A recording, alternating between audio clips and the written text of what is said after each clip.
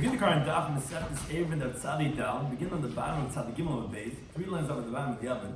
We will continue the discussion of the previous Daf regarding Shabbos Kimet Shahutra. What do we say if, let's say, on Shabbos the walls come down and what we had when we started with Shabbos is not there anymore? Do we say that okay, now it's forbidden, or do we say that since you started with Shabbos it's permitted, it's going to remain permitted?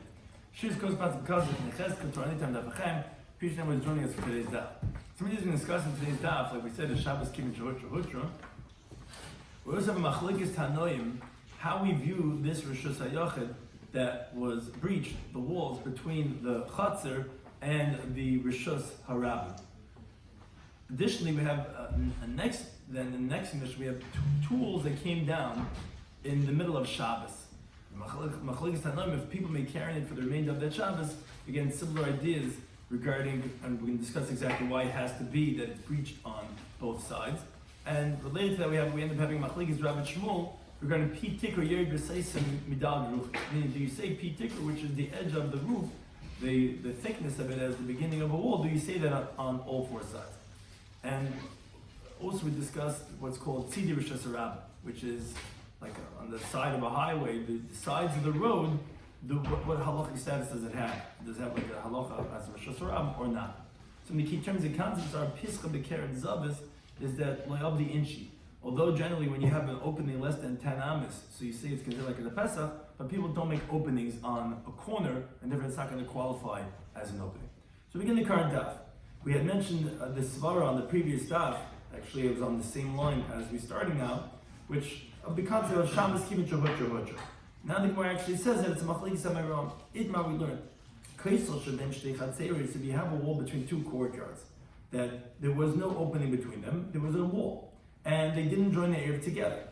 Shenafal, then on Shabbos the wall collapsed and it fell down. So Rabbah, he says, he says you can only carry in your chutzah now with a dalet amos, as Rashi points out clearly. Rav does not hold of hutra. We don't say that since it was permitted when Shabbos started, which it was, because it was a wall separating from the other courtyard, it remains permitted. No, it's not. Now, however, you don't make it like one courtyard, and even though one courtyard that didn't have an Eruv, according to everyone, you let it carry the vessels that start off in the airspace. So okay, so the wall collapsed. Well, why can't you carry in the whole chutzah? You're allowed to carry anything in one chutzah, even though there's no Eruv. No, that's because it's one chutzah. But over here, these two chatzeros are rishuyos that are forbidden one with the other. And comes out now when the wall comes down that you're actually breached to a place that's forbidden to you. And moreover, says Rashi, even though we ruled that chatzeros are rishus achas, all courtyards in the whole city are one rishus. So who cares if the walls come down? No. Over here we're talking about where each chatzar had an eruv with their own bottom. And Rav goes according to Tamei that we said in the previous stuff, that he holds halachas like Reb Shimon only sholei irvu. Only if each chatzar did not make an eruv with their own bottom. But if they made, then actually they're two different domains and you're not allowed to carry from one chatzar to the next. And therefore over here when the wall comes down, that since we don't say Shabbos Kimet Shahutra, so therefore it doesn't remain permitted because as if that there's a wall over here. And now that you're breached, so now you're open to another chutzah that's forbidden because again each chutzah had made their own Eruvin and then you're actually forbidden from one chutzah to the next. That's a Rav's opinion. Shmuel, he says he says no, he disagrees. He says this courtyard could carry up until the base of the wall. This one could carry up until the base of the wall. And like Rashi says, as it was originally, because he holds first of all we say we say since it was permitted when Shabbos started, there was a wall over here. Shabbos in the afternoon, it just collapsed, it remains permitted. And additionally, Rashi points out, we're talking about the vessels that are from the house. Because if it's talking about the vessels that were in the courtyard, then actually you're allowed to take even from one courtyard to another courtyard, because Shmuel's opinion in Reb Shimon is that even if everyone made their own Eruvin, he's not geyser of the vessels that you might come to take the vessel of the house. So this that we're telling you that it's permitted is even the vessels from the house, because it remains as if there's a wall, even though there's no wall there anymore. Now, although that right now it's one courtyard because the wall fell down, and we're not saying that the vessels from the house are forbidden, but you're not allowed to carry out from houses to a courtyard. That's what we're saying, no. Since it was permitted before Shabbos, when Shabbos started, it remains permitted. Now the Gemara just points out that Rav, this that Rav said, that it's not permitted, love the Ferishit. He didn't explicitly say this in like the Beis Medrash. He didn't give a shiur and say, you don't say hum hudra. Rather, it was inferred from the following story. Rabbi Shmuel is sitting in the courtyard, and Nafal Guda de Beini Beini. In middle of Shabbos, the wall that's separated between the other chatzar just collapsed. Shmuel said to the people, it says, Shekula Glim, it says, take a talis, take a cloak, and the Gidabah, and put it up between the courtyards to be like a machitza, to be like a separation, and continue carrying as if it's a valid chatzar. Adrinu Rav Lape, Rav turned his face away, because he held that no, you're not allowed to carry the cloak, the sheet over here in the chatzar, because you can't carry here anymore, because it's reached to another chatzar. Amr Shmuel, so Shmuel said to the people, Ikapid Abba, if Abba, which was an honorific for Rav, if he's bothered by this, Shekulu hem yane b'katruba, take his belt and tie it around the talis to hold it up as a machitza, which was like in a joking type of a way. Just saying that that's the halacha. Now, so the Gemara wonders, well, the Shmuel, lama liha, why did he even have to go ahead and put up a cloak? Why do you have to put on a sheet? Ha'amr, he says, Zemetatel, I think a mechitza, this one could carry up until the base of the wall, but Zemetatel, like a mechitza, this one could carry up until the base of the wall, even without a glima. What's the point of putting it up? You don't need to put up anything. He says, you're right, Shmuel loved it when he wanted to do this, let's use it was just for modesty, for privacy, because you're open now to the other chatzah, but you really don't need it. So, but then the Gemara says, Rav, Isvirli the Asr, if he, like we're inferring from the story that he held that it's Asr because you don't say, it's a lay. So why don't you just tell him, be open with your communication. Don't do passive aggressive, like turn your face away and like, something, oh, you're upset, I didn't know that, like, right? So it says the Gemara, no, because Asr the Shmuel Haba. It was the town of Shmuel. And it wasn't appropriate for him to go ahead and speak up and say that it's forbidden. Says the Gemara, if that's the case, so my time I drink lape. So then why did he turn his face away? Says the Gemara, that people shouldn't say, Kishmuel Smirle, that he held like Shmuel, that he retracted from the teaching. He didn't want people to think that he agreed. So he, with his body language, he went and showed that he doesn't, but it wasn't appropriate for him to go ahead and say his dissenting opinion, and therefore, that's where we see that this machlik is Rabbi Shmuel, if you say, hutra or not. Continue to Allah, the next Mishnah, continue on this theme about being breached to another area that's forbidden. Says the Mishnah, a courtyard that's breached to the public domain, either totally or at least more than 10 amis, which makes a breach and not a Pesach. So the halach is like this. Somebody carries now from this courtyard into a house, or from into this courtyard, so it's machlekes. The first opinion says, chayiv, he's going to be chayiv because, and the Gemara is going to explain how is that possible, but we're going to consider this chatzah, which is breached to Rosh Hashanah, like a Rosh Hashanah. And if you carry from this chatzah to a house, you're like carrying from the street to a house, so you're going to be chayiv, that's Tibri Eliezer. Chachamim, they disagree, they say no. Somebody carries from the street into the courtyard, or the courtyard into the street, he's going to be exempt, meaning he's not liable for a liability, but initially it's not going to be permitted, even if it's within Daled Amis, because it's not a Rosh Hashanah. So it is a forbidden area to carry from Rosh Hashanah, which in Rosh Hashanah you can at least carry Daled Amis. Here, this is considered a different area, because this chatzar is not like Rosh Hashanah, nor like Rosh Hashanah. It's like a karmelis. And therefore, the same thing would be from here to Rosh Hashanah. You wouldn't be chayiv, but you're not allowed to carry from this chatzar not to Rosh Hashanah and not to Rosh Hashanah, but you're not going to be chayiv either one of them. Because you're a karmelis, which is like a rabbinically forbidden area, essentially you're like a makam tur. But again, therefore, he disagrees with Rabbi Eliezer, the chacham, and they hold that, no, you're not going to be chayiv, you're going to be patur. Now the Gemara wonders, the more difficult opinion, the Chacham makes sense on some level that, yeah, it's reached to Rosh Hashanah, so it's not like a bona fide Rosh Hashanah, so you're like a karmelis. But the Gemara says, Rabbi Eliezer, I don't understand.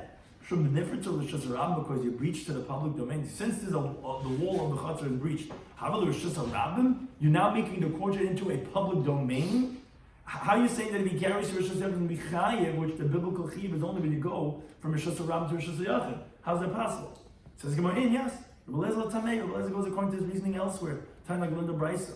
Rabbi Eliezer, he says the following interesting halach. It says, Rabim Shabiru Derech La'atzma. If the public, they choose a path for themselves in somebody's field. Mashaberu Beru. What they chose. And the guy, the owner of the field, is not allowed to fence up his field. Obviously, you see that the public, they acquired. And therefore, in the halach of the Mishnah too, if the wall is breached to Rosh Hashanah, suddenly everyone starts walking into this guy's field, it becomes a Rosh Hashanah. Someone says, Inni, is that really so? How could you say that? In explanation of this halacha, Rabbi Eliezer, he says it's not like the public could just take over, eminent domain and just take over somebody's house and his courtyard. It means there was a public path that used to go through this field, and they had a right of way over here. Now people don't remember anymore. Was it the northern part of the field or the southern part of the field? And now the public decides to choose one of the directions.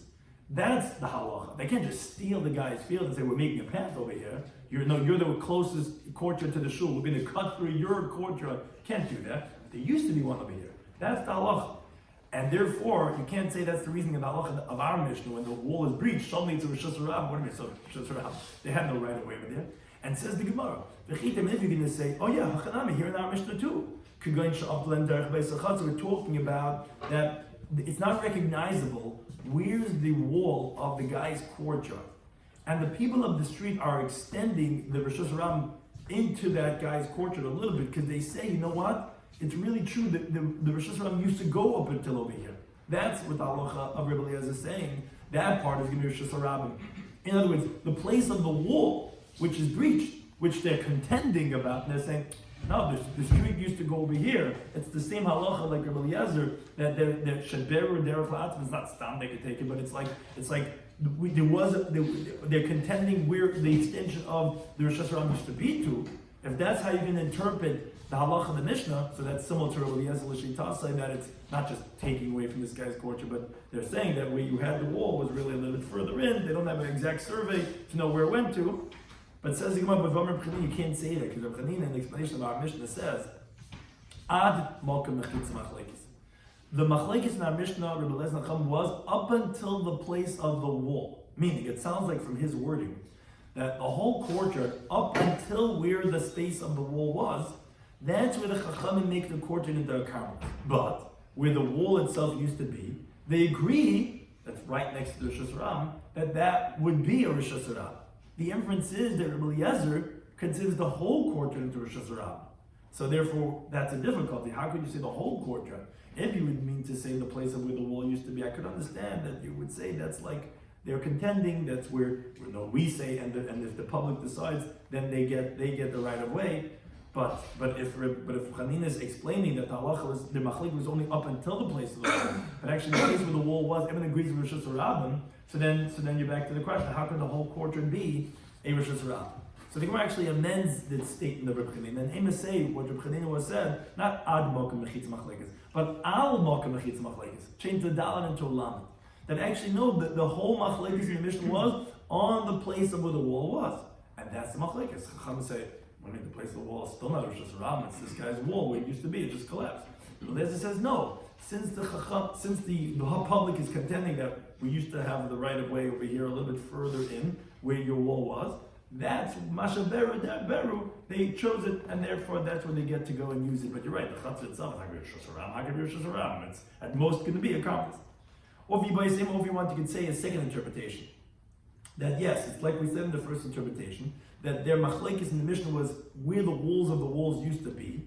And even so, Rabbi Eliezer is going to make that place of where the mechitza was Rishus Harabim, but because B'tzidi Rishus Harabim can never be. Their machlekes is regarding what's called the sides of the street, of the highway.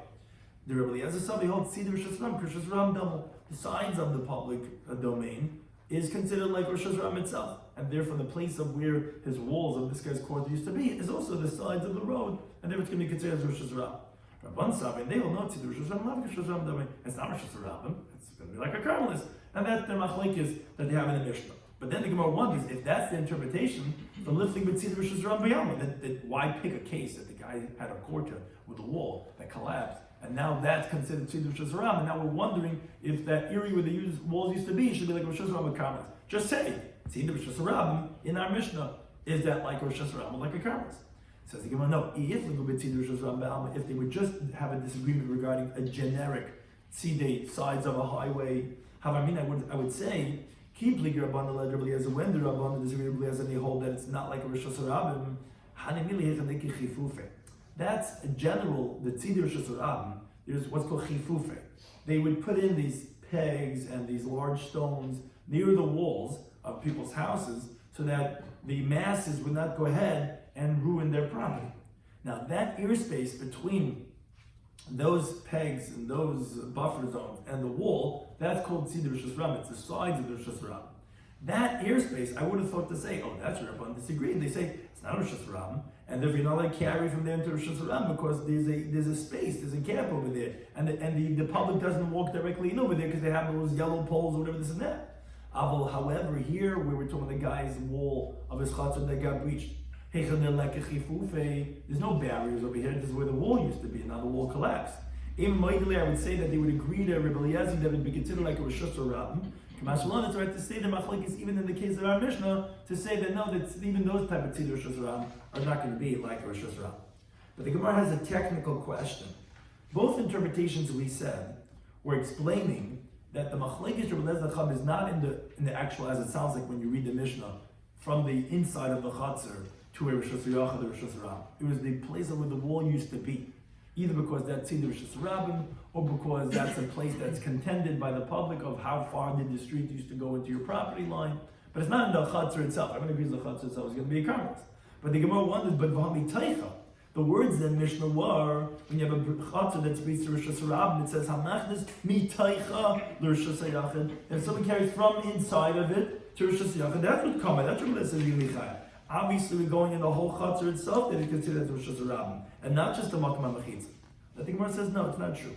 Since the Rabbana, the disputants of Rabbi Eliezer, the Chacham, they say the word mitaycha because they hold it's also from inside because they hold the makom hamachitza, which is what the machlokes is a karmelis, and the whole courtyard is a karmelis. So they say mitaycha. So I mean, you're not mitaycha. So that's also mitaycha. It doesn't really mean from within the courtyard. It means from within the makom hamachitza. But then the Gemara asks, wait a second, Rabbanon, why did they say mitaycha? Amar Rabbi Eliezer, who's the first Tana? Rabbi Eliezer. Rabbi Eliezer says, Tzid Rishus Rabban, like we just explained, Rabbi Eliezer agrees to the inside that it's a karmelis.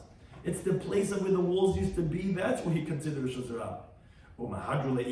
And they respond to inside? Why are they responding mitaycha? That's not what we're disagreeing about. We're disagreeing regarding the makom hamachitza. Don't say mitaycha with something from inside of it.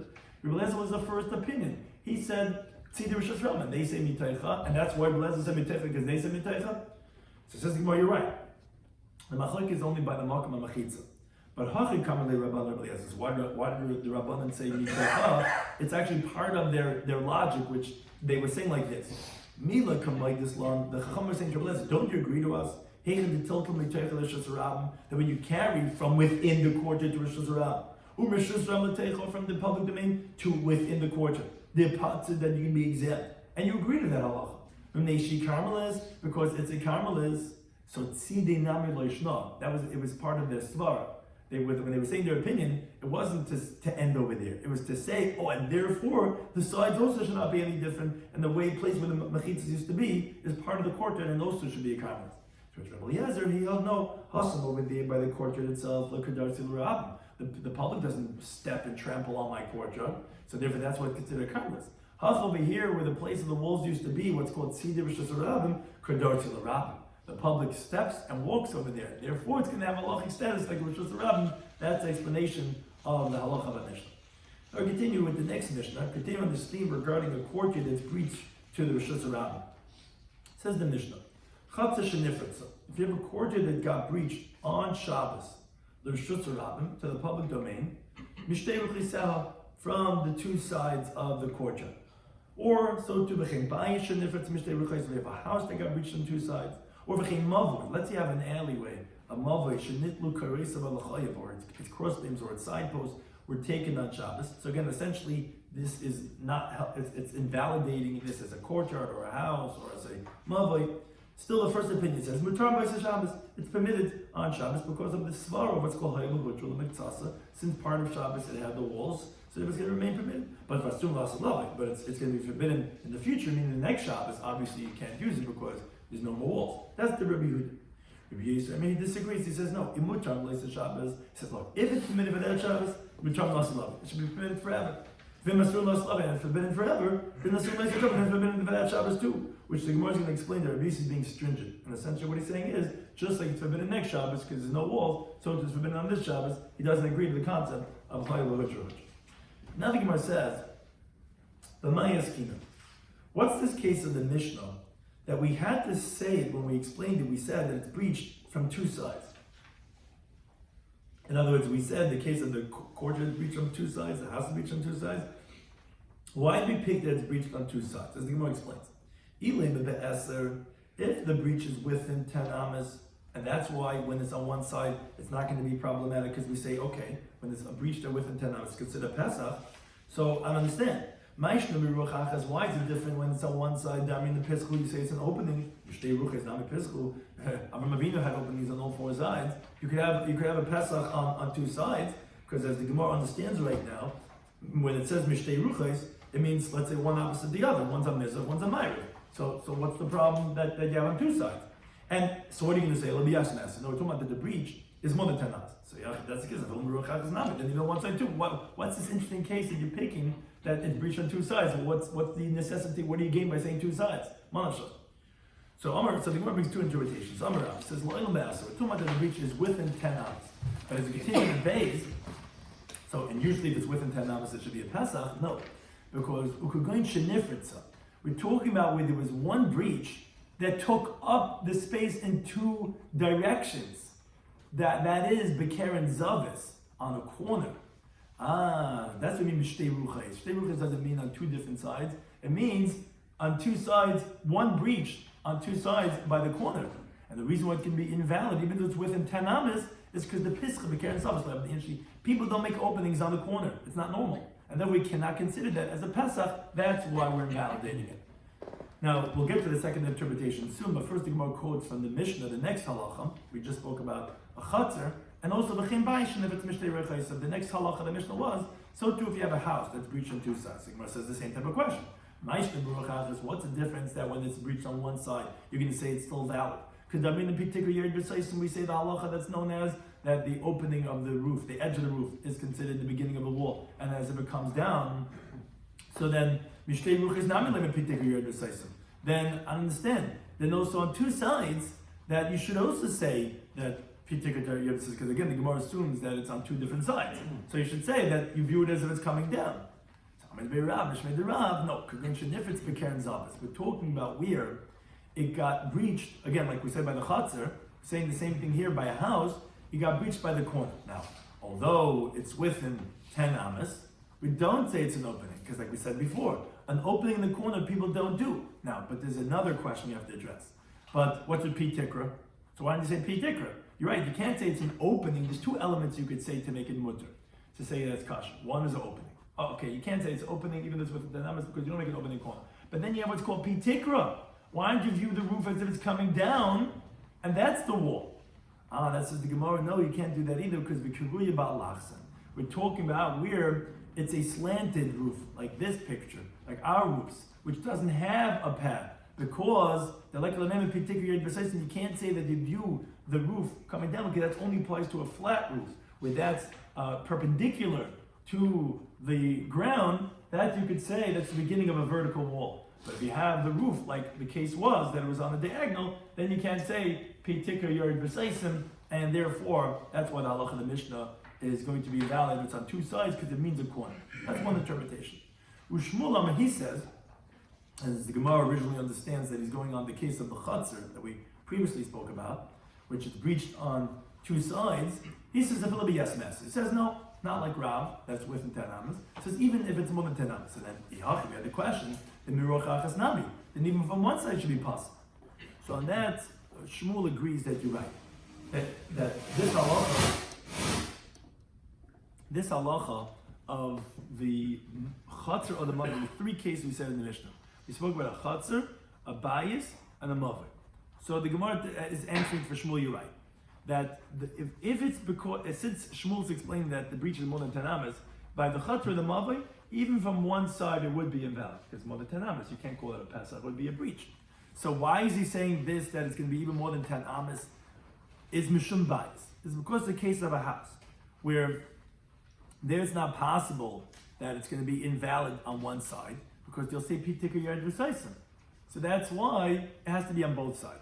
So the Gemara says, so I don't understand. So then the house itself is also difficult. Why are you saying that even the breach is more than 10 amas? It's going to be valid because, I mean, pitikar yard v'saisim, we say that we view as if the the roof is coming down as a wall, so maybe his roof is not going to be decisive. And then you should say it on two sides too. So why is it invalid if it's on two sides? Moreover, the Gemara doubled down and said, "Mi isli the Shmuel pitikir decisive." Does Shmuel even really hold of this concept of pitikir decisive that you're explaining the halacha of the Mishnah, that it's going to be valid on one side even if it's more than 10 amas? Because even though it's a pirza, you say the house is not going to be forbidden on one side because it's a pitikir decisive, and that's why it has to be on both sides, which we don't understand yet why two sides is worse. But how is that going to work even on one side? Shmuel doesn't hold the pitikir decisive. But we learned in the beginning of the parak the following case: Achsadra bebika. If you have a pavilion, a gazebo in a valley, in an open field, Rav Amei says mutal tal kibukuli. You're allowed to carry in the whole pavilion. Shmuel Amei says imatal b'dal amas. You only allowed to carry within dal amas. You see that it doesn't say pitikir decisive. So how does it help even on one side? Why is the Mishnah saying on both sides? Oh, because on one side you say pitikir decisive, but he doesn't hold the pitikir decisive. The Gemara says no, it's not true. Regarding your second question, holekash, that's not difficult. Key lastly, when does Shmuel not hold the pitikir decisive, like by the case of the gazebo? That's bedalid. When you need to make all four walls closed off with pitikir, like in Nachsadra, that he doesn't say to say on all four sides. On the shalish, but on three sides. If let's say you had one wall that was valid, and now you need to say pitikir for the remaining three walls, then then he would hold. So therefore it's not difficult that you could say that pitikir on one side. So Gemara said, okay, fine, so fine. He does say pitikir. So I understand why on one side, even though the breach is more than 10 amas, he's going to say it's still going to be valid. But then we're back to the first question. So then why, as our Mishnah is saying, when it's parts mishtei ruchaseh from two sides, so why don't you say pitikir decisive either? Shmuel only doesn't say it on four sides, but on two sides he should say it. And as Rashi points out, why couldn't the Gemara answer for Shmuel that we're talking about where the roof is on a slant, like Rav, and then you can't say pitikir? No, because then on one side also would be forbidden because he says the breach is more than 10 amas. So it's not a Pesach, and then you wouldn't say pitikir either. So what's the understanding? What's the difference between one side or two sides?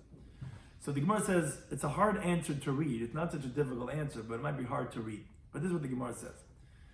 Just like the yeshiva of Rav said for Rav. And what did they say for Rav? As we said this before. As we said for Rav, what was the approach for Rav that we said? We said,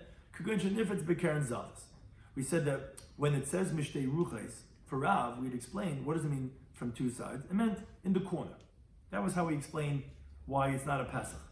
And then we had to explain also why there's no pitikir for Rav. We said because b'kiruyay, also its roof, that although the Mishnah doesn't really say this explicitly, but even the yeshiva of Rav, my dispute, and they had to explain for him, that's not like all other roofs. Rather, it was balachsen.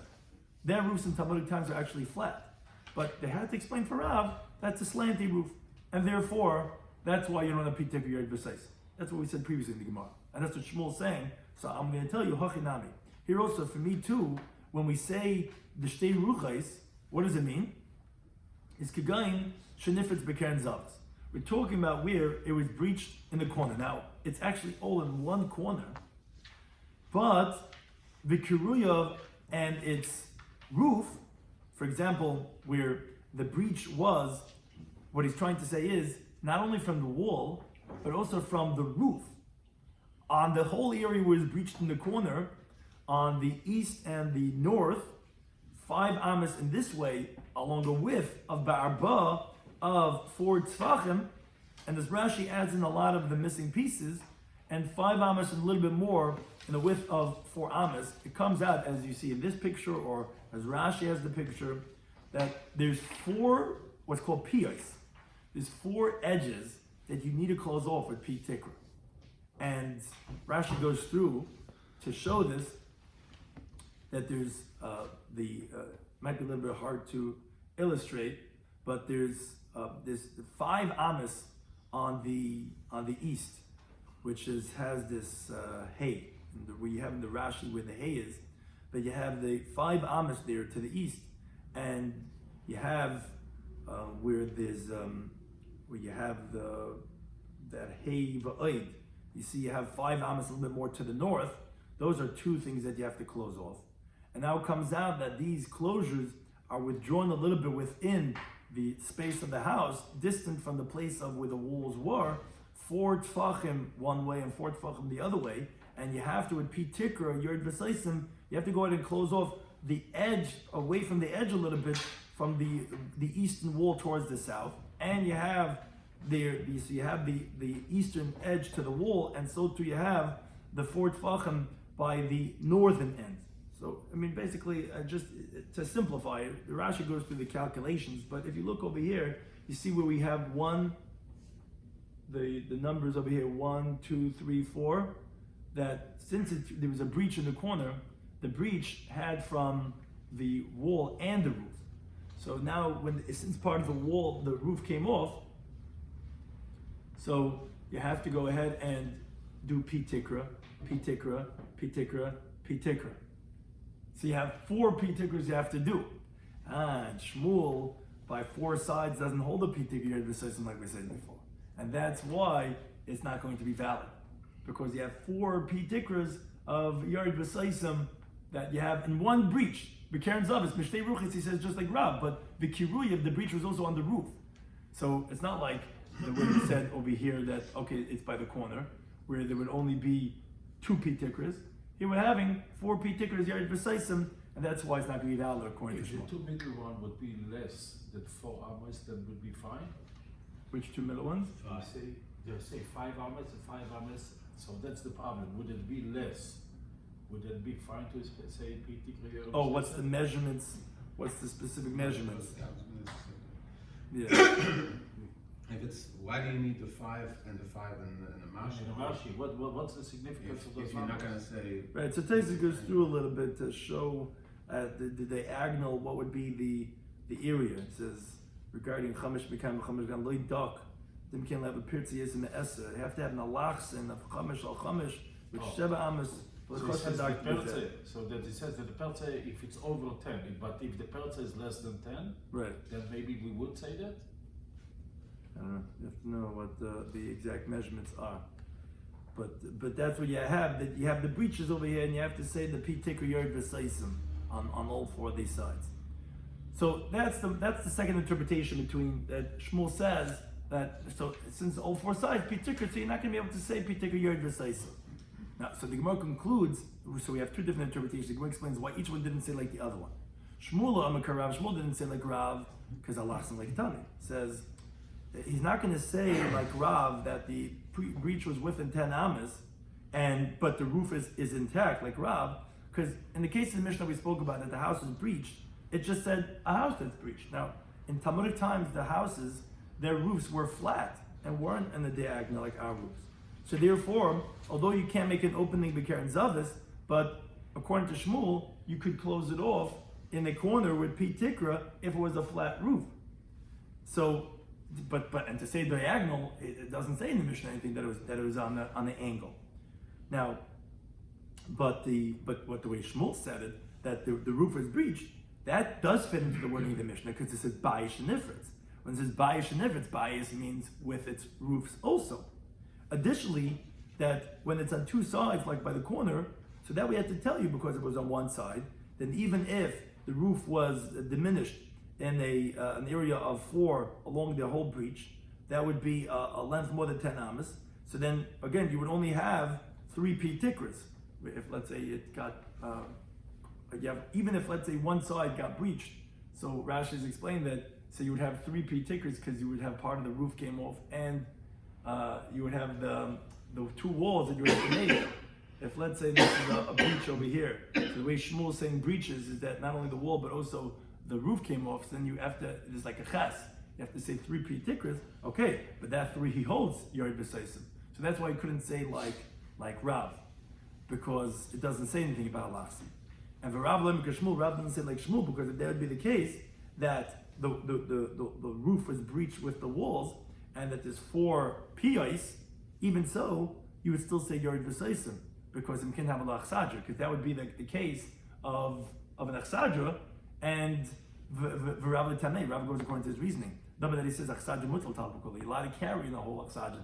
You're allowed to say for he can't say like Shmuel that the reason why it's invalid mishlei ruches is because it's 4 piyos. it doesn't make a difference. He holds 4 piers, you still say you're decisive. Didn't like we learned that. If you have a pavilion in a valley, in an open field, Rav says, you're allowed to carry in the whole gazebo. Shmuel says, no, you only carry within Daled Amos. Why? He explains. Rav says he's allowed to carry in the whole area. I mean, particular decisive. He says, yes, we do say particular decisive, even on all 4 sides. Shmuel says, only carry within Daled Amos. Lo mean particular decisive. We don't say particular decisive. And again, that's why Rav couldn't say like Shmuel, because he doesn't care that it's all 4 sides. Because even if it's all 4 sides, he says he's still going to say particular decisive, and therefore that's why he disagrees with Shmuel, and Shmuel disagrees with Rav. Now, the Gemara just qualifies and says 2 different versions regarding the breaches, meaning the gazebo, there's no walls, there's basically all breaches, it's just you have the P-Tikra. So the Gemara says be'eser, if the version, the wall of the gazebo is 10 amas, within 10 amas, kulam l'plik. Says actually no one's going to disagree that, as Rashi says, even without the closure of P-Tikra, it's still a Pesach. Now the Mefarshim explain that's still with P-Tikra, but it's still within the space of how much a Pesach is. So no one's going to disagree that that's going to be valid on all 4 sides, even Shmuel. Ki pligi b'yas b'asa. The machlekes was regarding if the openings, if the sides of the gazebo were more than 10 amas, then the machlekes is that you can say P-Tikra b'seis on all 4 sides or not. But the Yegedami, the second version, they say no. But yes, when it's more than 10 amas, kulam l'plik, no one's going to disagree that you're not going to say P-Tikra on all 4 sides because it's not a Pesach and it's on all 4 sides. Ki pligi b'asa, the machlekes was only if it's within 10 amas, then it's machlekes Rabbi Shmuel if you're going to say P-Tikra b'seis. Now, based on these 2 versions, the Gemara concludes by saying, so then this review just said, as you continue down the tzaddik him out. If you have a cross beam, a beam that's going across from one wall to another wall, that's a thickness of 4, that's 4 tefachim, is mata b'churva. That permits in a churva. In other words, if let's say you have a ruin that's breached to Rosh Hashanah, you're not allowed to carry in the ruin. But there's a beam that's placed on 2 walls, and that you're allowed to carry beneath that beam itself. Why? Because the 4 sides of the beam, the 2 ends and the 2 sides, they're like 4 walls coming down, and like under that beam, you're like surrounded by 4 walls. And so too, similarly, Rabbi Nachman and Rabbi Abu, that he says, Karadal mata b'mayim, that if you have a beam of 4 tefachim, beneath that permits the water beneath it, so mani who's like a separation, so mani who's that like? So the Gemara says, depends now, based on the 2 versions we said. According to the version that you said, that be'esolei pligi, when it's within 10 amas, no one disagrees. That was the first version that we're going to say, even according to Shmuel, P-Tikra says on all 4 sides. Okay, so then be'esol divrakol. Then the halacha Rabbi Yehuda and Rav Nachman could be like everybody if it's within an area of 10 amas. According to the second version that you said, that no, be'esol pligi, no. When it's more than 10 amas, no one agrees you could say on all 4 sides. The whole machlekes was when it's within 10 amas, if all the 4 sides are not more than 10 amas, that's where the machlekes was. Then you have to say karav. If you're going to say that this piece of wood is going to be like closed down on all 4 sides, that has to be like Rav, because Shmuel never said that you say P-Tikra b'seis even on when it's within 10 amas. Something to discuss in today's Daf, in Eruvin Daf, Sadi Dalad was, we spoke about a wall between 2 courtyards that fell on Shabbos. So we had a machlekes. According to Rav, you can only carry within Daled Amos because, as we pointed out, he doesn't hold of P-Tikra. He doesn't hold of Hayil B'Hotra. Says, okay, it became forbidden, it remains forbidden. Shmuel says, no, you could carry as you originally did because you remain with Hayil B'Hotra. Then we went to the next Mishnah. We said a courtyard that's breached to Rosh Hashanah. Say the machlekes is like Rosh Hashanah, like a karmelis. So we said, according to Rabbi Lezer, like Rosh Hashanah, the Gemara wondered, how could Rabbi Lezer be Rosh Hashanah because he breached Rosh Hashanah? So both interpretations said, B'tumah the Mokum HaMechitza. It's based on his opinion that he says regarding a public that chooses a path for themselves. And again, not that they could just choose a path, and there used to be a path, but they got lost. Here also, it's not Ad Mokum HaMechitza. The Gemara amended it to mean Al Mokum HaMechitza. Machlekes was only regarding the place of where the wall was. That is because they're disputing, and that Rabbi Lezer held that they get to choose where it goes till, and whereas the Chum say no, and therefore that's the machlekes was like a karmelis or like Rosh Hashanah. Second interpretation was in the machlekes regarding what's called Tzidi Rosh Hashanah. It's just because it's the sides of a public domain. So the chiddush is, so why don't you say a regular case of tzidur shazram, that even though there's no chifufe, even there's no barriers over here, still according to Rabbanan, we're not going to consider it as a shazram, even though there's more traffic over here. The difficulty was, but the words of Rabbi Lezer in the Mishnah said mitaycha, from within. That sounds like the tumat achotz, not the walls. So that the Gemara says no, because the Rabbanan said mitaycha. Now, so why did the Rabbanan say mitaycha? Because they wanted to tell Rabbi Lezer svar. Just like you agreed, from within it's a karmelis, so too the makam mechitza should be a karmelis. Rabbi Lezer disagrees, says no. Here, where the walls used to be the public tramples over here, so it's going to be considered like a shazarab. Within the courtyard, people don't walk, so therefore that's going to be considered like a karmelis. Then we went to the next Mishnah, a courtyard that was breached to a shazarab from two sides. And so to a house that breached on two sides, and a mobile that its cross beams or its side posts were taken, we're in machlek is if it's permitted for that Shabbos or not. Next Shabbos for sure not. The question is, do you say herba hutra hutra? Now the difficulty the Gemara had with this is I don't understand. If the breaches are within 10 amas, so even on two sides there should be a Pesach. If it's more than 10 amas, even on one side should be Pesach because it's a pritza, it's a breach, not a Pesach. So the Gemara had two interpretations. Rav said that it's within 10 amas, but the shtei ruches weren't on two other sides. It was two sides on a corner. People don't make an opening in the corner, so it can't be considered as a Pesach, even though it's within 10 amas. But why don't you say Pi Tikra Yeder Saisim? No, because the roof is on an angle, and you don't say Pi Tikra, on the angle has to be perpendicular, so that was the interpretation why the case of the house doesn't have Pi Tikra Yeder Saisim. Shmuel said actually the breaches in the Mishnah Tumah more than 10 amas. And you're right, by a chatzar would be possible even on one side, because you're parent l'makam asla. But we said regarding the house is talking about where the breach is going to be more than 10 amps. And the question was, okay, so wait a second, so why is it even good on one side? Because Shmuel holds Pi Tikra Yeder Saisim, so therefore you don't even have to have any wall. Then why doesn't he say it when it's on two sides too? He only doesn't say Pi Tikra Yeder Saisim on all four sides. Because actually, this that we're saying Paisel Bebeis Ruches is Bekeren Zavis with its roof. So actually that creates four piers, because the way the wall crumbled there in the corner of Mishtei Ruches was, like we said, 5 amas and this and that. Again, like Tyson pointed out, where you have to have the breach at a certain area. But again, it's 4 sides now, because of the way it crumbled, that you have to go ahead and close over. And he doesn't know, you can't say 4 piers being closed. It doesn't just mean being closed from all 4 sides. 4 piers you can't do, and therefore that's why it's going to be invalid according to Shmuel. Now, why didn't Shmuel say like Rav? Because it doesn't say that the roof in our Mishnah. We're talking about regular house. Regular house in Talmudic times was flat, and Rav has to add on a variable that's not mentioned regarding that it's on the angle. Why didn't Rav say like Shmuel? Because he doesn't care about 4 piers.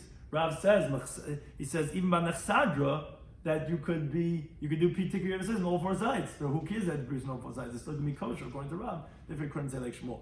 And there are 2 different versions regarding this case of the Achsadra Bebika. Either that when it's within 10 amas, everyone's going to agree you'll say Pi Tikra Yeder Saisim on all 4 sides. Machlekes was if it's more than 10 amas. Or no, when it's more than 10 amas, no one's going to say it's going to be effective because it's not a Pesach, and you have to say Pi Tikra on all 4 sides. Machlekes was only if it's within 10 amas.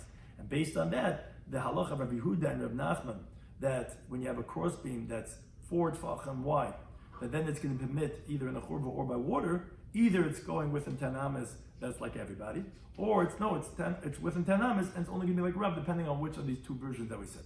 Thank you to any time for hosting us.